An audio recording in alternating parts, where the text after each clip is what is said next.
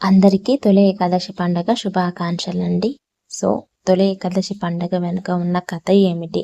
నాకు తెలిసిన కథ అంతా కూడా ఈరోజు మధ్యాహ్నం 2:00కి లాంగ్ వీడియోలో అయితే చెప్తాను. సో తొలి ఏకాదశి పండగ అనేది మన హిందువులకి తొలి పండగ.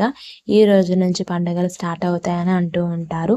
అలాగే ఈరోజు విష్ణుమూర్తి నిద్రలోకి జారుకొని అలాగే మళ్ళీ కార్తీక మాసంలో వచ్చే ఏకాదశి రోజు మేలుకుంటారనమాట. ఈ 4 నెలల కాలం పాటు రాత్రి సమయం ఎక్కువగా ఉంటుంది. అలాగే ఈ తొలి ఏకాదశి పండుగ రోజు జొన్న పేలాలతో చేసి లడ్డూలు, బెల్లంతో కలిపి చేసిన లడ్డూలు అందరూ కూడా చేసుకుంటూ ఉంటారు. అలాగే ఖచ్చితంగా మూకుడు పెట్టాలని చెప్పేసి ఆనవాయితీ అనేది మన హిందూ కల్చర్లో అయితే ఉంటుంది. మరి తొలి ఏకాదశి పండుగకి మీరు ఏం స్పెషల్ చేయబోతున్నారో కామెంట్ చేయండి.